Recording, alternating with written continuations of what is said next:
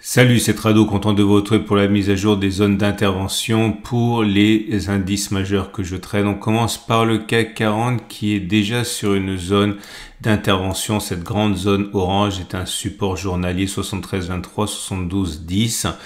Tout signal qui pourrait apparaître, tout signal haussier qui pourrait apparaître dans cette zone pourrait être saisi par ceux qui ont un biais haussier. Stop de protection en dessous des plus bas qui aura précédé le signal haussier. À l'inverse, ceux qui veulent patienter un petit peu et avoir un peu de patience attendront davantage un retour sur cette autre zone ici. Alors c'est une énorme zone grise ici qui correspond à un support hebdomadaire, mais plus précisément on a également un support journalier. En tout cas, quelque part entre 71, 70 et plus bas, les signaux haussiers pourraient être saisis avec un stop de protection en dessous des plus bas qui auront précédé le signal haussier. Vous avez la possibilité naturellement de prendre des trades à la baisse, de spéculer à la baisse et en ce sens un retour sur cette zone bleue ou cette zone orange. En fait, on est sur des marges assez étroites de variation, donc les zones d'intervention à la hausse et à la baisse sont assez proches. Et le stop de protection sera mis donc au-dessus des plus hauts qui auront précédé le signal baissier. Je vais vous montrer comment on peut utiliser l'ATR, Average True Range, pour placer votre stop de protection de manière classique. Vous prenez l'outil qui s'appelle Average True Range, là, qui est un indicateur basé sur la volatilité. Et on va simplement prendre exemple. Imaginons dans le cadre d'un achat donc que vous ayez un signal qui se déclenche, un signal d'achat qui se déclenche à 72,40. Ok, encore une fois, c'est complètement indicatif, c'est à portée pédagogique. Dans 72,40, c'est ici. Imaginons donc que vous ayez un signal haussier qui apparaisse ici. Dans ce cas, vous allez prendre votre calculatrice et on va prendre un stop de protection à 2 ATR par exemple. Alors l'ATR actuellement au moment où je parle, il est à 36 en imaginant qu'il soit encore à 36 au moment où on aura le signal. Donc on a dit qu'on rentrait à 72,40. On va donc enlever la valeur d'un ATR, on a dit 36. Non, on a dit 2 ATR, donc on va enlever 2 fois 36, donc 72. Ça vous donne un stop de protection à 71,32. 71,32, c'est votre stop de protection. Vous le positionneriez, ici, 71,32. Bon, je le fais rapidement, voilà. Après, il ne reste plus qu'à utiliser un outil adéquat. Si vous voulez utiliser des Turbo 24, eh bien, vous pouvez le faire ici. Donc, il s'agit de trouver je suis en train de regarder, non, je me suis trompé, non, 70, non, ça peut pas être bon. 72,39, 72,40, on enlève, on a dit 36 et 36, ça fait 72, ça fait 71,68, oui, ça me semble beaucoup mieux, 71,68, c'est-à-dire que votre stop de protection, il est là, pardon. Donc, je disais, vous prenez donc un Turbo 24 long, on va faire apparaître les knockouts. Les knockouts, c'est la valeur à partir duquel, si l'actif rejoint ce niveau, votre Turbo 24 ne vaut rien. Donc, il faut absolument que vous soyez avec des niveaux de knockout derrière les stops de protection. Donc, si votre stop de protection il est à 71, 68 ici, vous avez ici un Turbo 24 avec un niveau de knockout qui est derrière. Donc, c'est bon.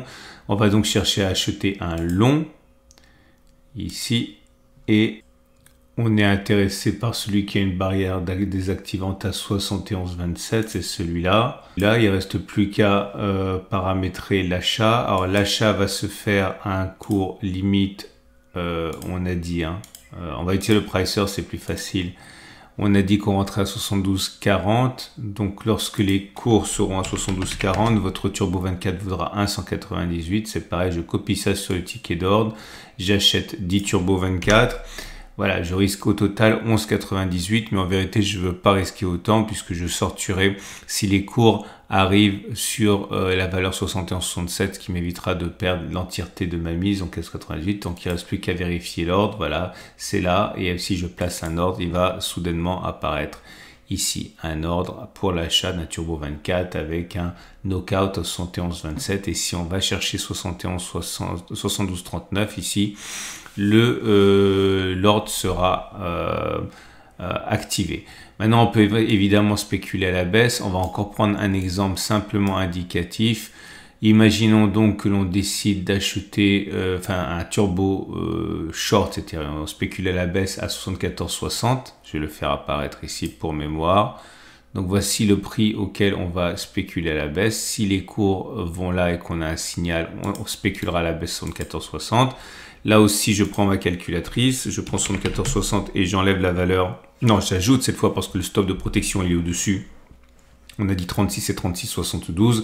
Donc j'ajoute la valeur de 2 ATR pour mon stop de protection. Ça fait un stop de protection à 75,32. 75,32, c'est-à-dire que votre stop de protection, il est là. Il faut sortir du trade si vous voyez que les cours vont à 75,32 ici. Donc pour acheter un Turbo 24 adéquat, vous allez donc faire apparaître les niveaux de knockout. Vous avez bien compris qu'il faut que le niveau de knockout soit par-delà le prix. Voilà, un niveau de knockout à 75,91, c'est bien, c'est derrière mon stop de protection. 75,91, c'est celui-là. Voilà, je passe un ordre d'achat. On a dit, on tient le pricer à 75,30. C'est-à-dire lorsque le Turbo 24 vaut 0,847, je copie ça sur le ticket d'ordre, j'achète 10 Turbo 24, ça suffit pour débuter. 8,47 €, c'est mon risque total, mais je ne veux pas perdre autant. Hein. Si les cours, non, je me suis trompé, c'est pas 75,30, c'est 74,60. Je recommence, donc j'utilise mon pricer. Je rentrerai en spéculation à la baisse si les cours vont à 74,60. Si j'ai un signal à 74,60, c'est-à-dire si mon Turbo 24 vaut 1,547, j'en achète 10. Voilà, mon risque total est 8,47. Je vois l'ordre, je place. Et voilà. Si les cours et si un signal se produit sur 74,60, j'achèterai un Turbo 24 de spéculation à la baisse, un short avec un knockout, une valeur d'invalidation de réduction à 0 de la valeur 75,80. Je ne veux pas que ça aille jusqu'à là. Je sortirai si les cours vont chercher 75,33.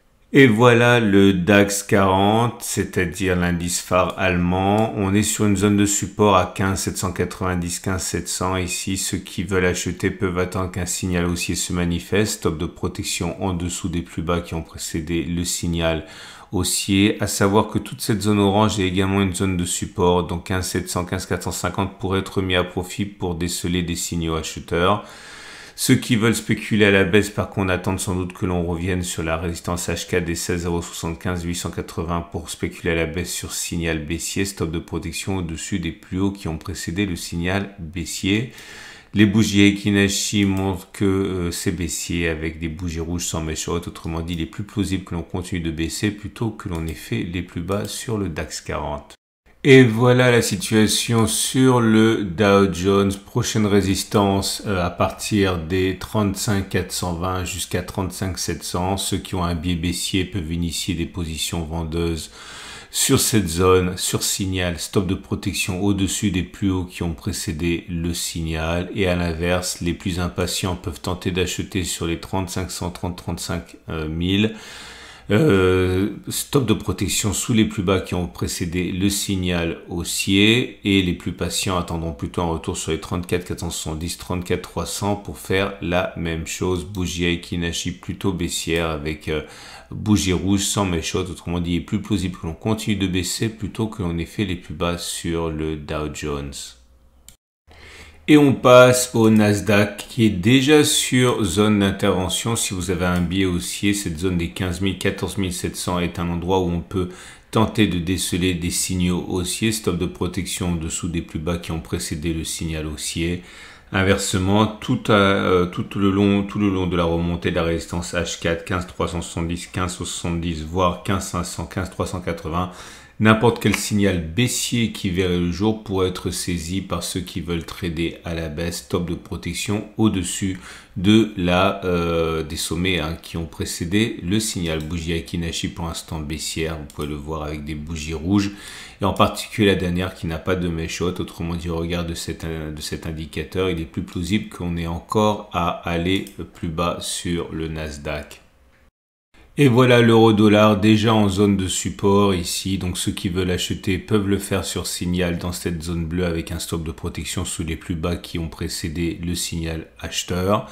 À l'inverse, ceux qui veulent spéculer à la baisse vont sans doute attendre que l'on revienne sur la résistance H4 indice 64 indice 08 sur signal, stop de protection en utilisant la TR au-dessus des plus hauts qui ont précédé le signal. Les bougies Aiki-Nashi sont baissières, laissant augurer une continuation de la baisse dans l'état actuel des choses.